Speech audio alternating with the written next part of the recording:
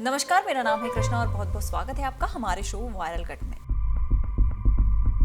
प्रयागराज में चल रहे महाकुंभ में करोड़ों भक्त संगम में डुबकी लगा रहे हैं। लगभग 1.5 महीने तक चलने वाले महाकुंभ में बड़ी संख्या में देश भर के साधु संत बाबाओं की मौजूदगी है।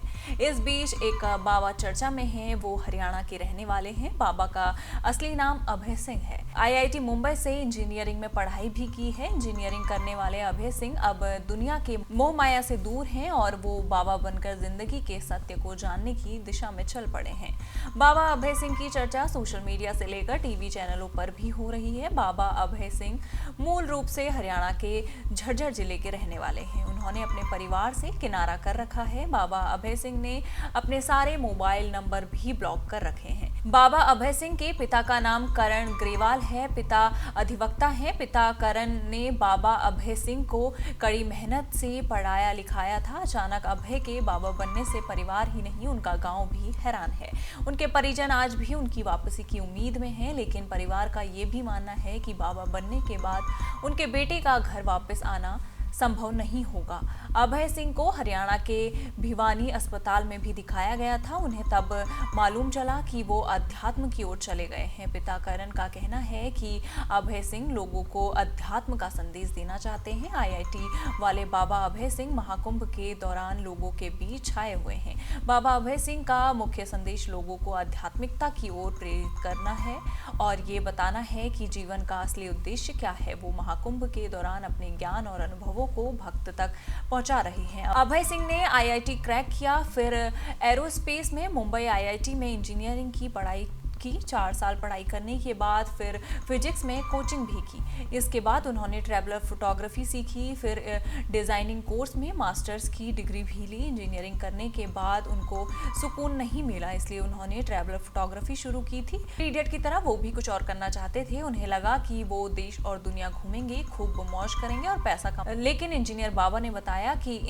इन सब के बाद भी मन नहीं लगा, जिससे वो धर्म और अध्यात्म की दुनिया में आ गए। उनका कहना है कि जिंदगी का असली मतलब उन्हें अब जाकर समझ में आया है और फिर अंत में सबसे कठिन फैसला किया और साधु बन गए। अब कहते हैं असल जिंदगी यही है, सबको यही आना पड़ता है। वो फिलहाल महाकुंभ आए हुए हैं और त्रिवेणी संगम पर हैं। इससे पहले वो 1.5 महीने काशी में रहे, हरिद्वार और ऋषिकेश में भी रहे। बाबा ने बताया कि उन्होंने 1 साल तक बच्चों को कोचिंग में फिजिक्स भी पढ़ाया है। उन्होंने कहा कि फिर मैंने चारों धाम किए और देश का भ्रमण किया। पैदल हर रोज तय दूरी पैदल चलकर पूरी करता था। अमेरिका के लॉस एंजलिस के कई इलाकों में जंगल की भयानक आग ने कहर बरपाया है।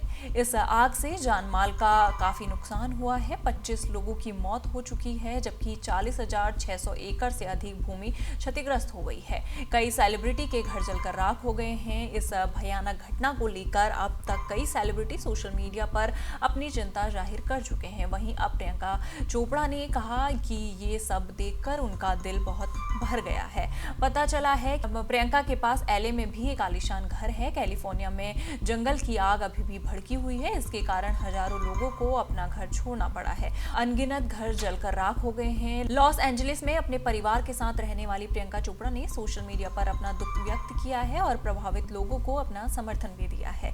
प्रियंका ने आपदा की तस्वीरें शेयर करते हुए फायर फाइटर्स को धन्यवाद दिया। प्रियंका चोपड़ा ने लिखा, मेरा दिल LA के लिए दुखता है, जबकि मैं अपने परिवार की सुरक्षा के लिए बहुत आभारी हूँ। हमारे कई मित्रों, सहकर्मियों और साथियों ने बहुत कुछ खोया है।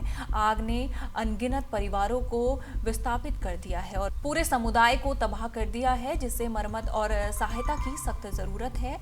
फायर फाइटर्स, फर्स्ट रिस्पॉन्डर्स और स्वयं सेवकों को जो सब कुछ जोखिम में डाल रहे हैं, आप सच्चे नायक हैं। पिछले हफ्ते में GoFundMe पेज और संगठनों से जुड़ी हूँ जो राहत प्रदान करने के लिए अथक प्रयास कर रहे हैं। यदि आप सक्षम हैं तो कृपया उन लोगों को दान करने पर विचार करें जिन्होंने अपना सब कुछ खो दिया है। प्रियंका ने अपने फॉलोअर्स से भी राहत कार्य के लिए दान देने की अपील की है। उन्होंने कहा है कि कृपया उन लोगों को दान दें जिन्होंने अपना सब कुछ खो दिया है। उन्होंने लिखा कि हर योगदान, चाहे कितना भी बड़ा क्यों ना हो, वास्तव में मदद करता है। आपको बता दें कि जंगल की आग ने लॉस एंजलिस और उसके आसपास के इलाकों में भारी तबाही मचाई है, जिसका असर कई हॉलीवुड हस्तियों समेत हजारों परिवारों पर भी पड़ा है। प्रयागराज में आयोजित महाकुंभ मेला 2025 केवल आध्यात्मिकता और आस्था का संगम नहीं है, बल्कि यहां श्रद्धालुओं के लिए दुनिया का सबसे बड़ा open free of cost restaurant भी संचालित हो रहा है। मेला क्षेत्र और शहर भर में 24 घंटे निःशुल्क भंडारे चल रहे हैं, जहां लाखों लोगों को भोजन कराया जा रहा है। ये अनोखा प्रयास भारतीय संस्कृति की अतिथि सत्कार और सेवा भावना का जीवंत उदाहरण है।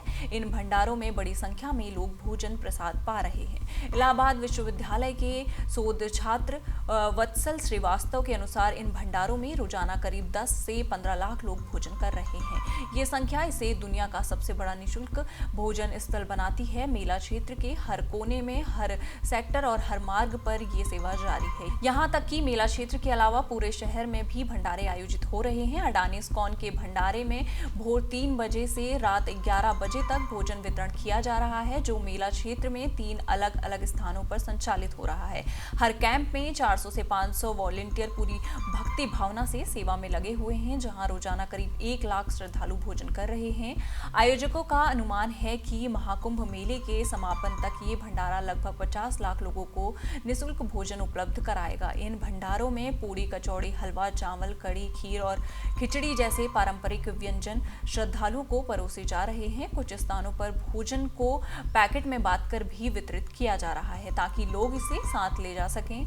प्रयागराज के तुलाराम बाग में रहने वाले उज्जवल भट्टाचार्य बताते हैं कि पौष पूर्णिमा और मकर संक्रांति जैसे खास अवसरों पर शहर के हर चौराहे और मोहल्लों में भंडारे आयोजित किए गए। महाकुंभ में भंडारों की व्यवस्था में न केवल धार्मिक और सामाजिक संस्थाएं, बल्कि बड़ी कंपनियां भी शामिल हैं। अडानी समूह ने इस्कॉन के साथ मिलकर महाप्रसाद सेवा शुरू की है, जो 13 जनवरी से 26 फरवरी तक निरंतर चलेगी। इसके अलावा अक्षय पात्र फाउंडेशन, ओम नमः शिवाय आश्रम और सेक्टर 19 जैसे स्थानों पर भी भंडारे संचालित हो रहे हैं। भंडारे केवल भोजन तक सीमित नहीं है, यहाँ भजन, कीर्तन और धार्मिक कार्यक्रमों का आयोजन भी होता है, जो श्रद्धालुओं के आध्यात्मिक अनुभव को और गहरा बनाता है।